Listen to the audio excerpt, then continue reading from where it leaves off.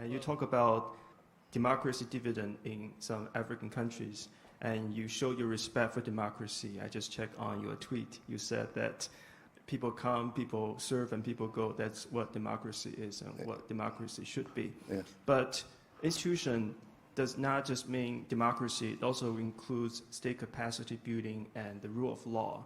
And people talk about Beijing model and Washington model are vying in the land of Africa. So what do you think of these three institutions should play out?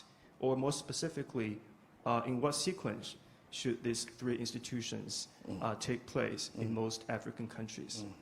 Okay.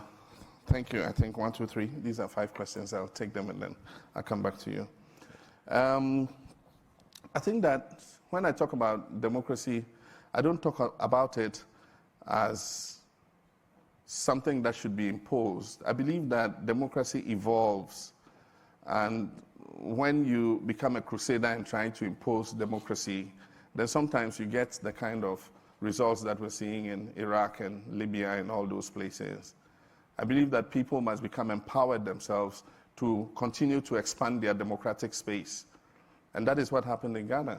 In Ghana, we ourselves continue to fight to expand our democratic space until we've created a kind of democracy that suits us. But if we go around crusading and forcing people to accept democratic institutions, it won't work. And sometimes it can backfire quite badly.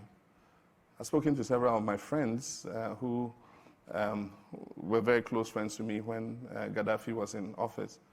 And they tell me that, I mean, it was much better under Gaddafi, and that if they had to wind the clock back. I think that the Libyans themselves should have been allowed to expand their space without the interference of the UK and France and all that.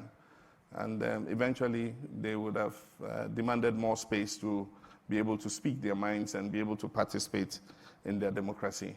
But like I said, institutions must be predictable, they must be strong, they must be equitable, they must not be discriminatory. I think that those are the ideals we must continue to work for. There are countries where you have a leader who has no term limits, but he's doing the things that make life decent and comfortable for his people.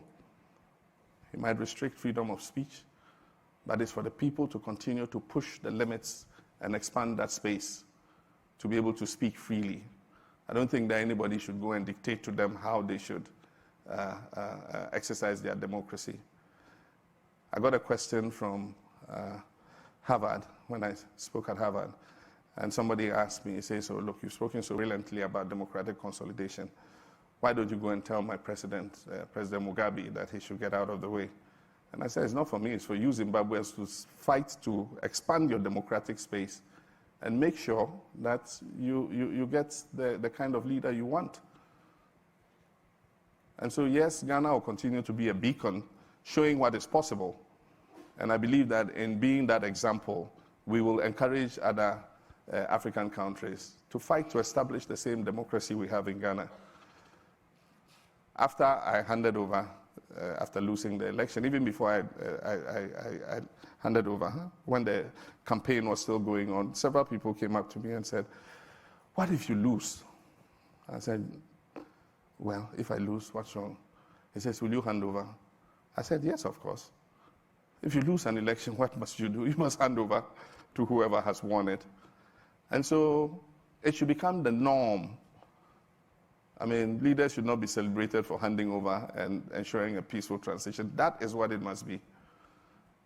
And I believe that that is what increasingly it will continue to be in Africa.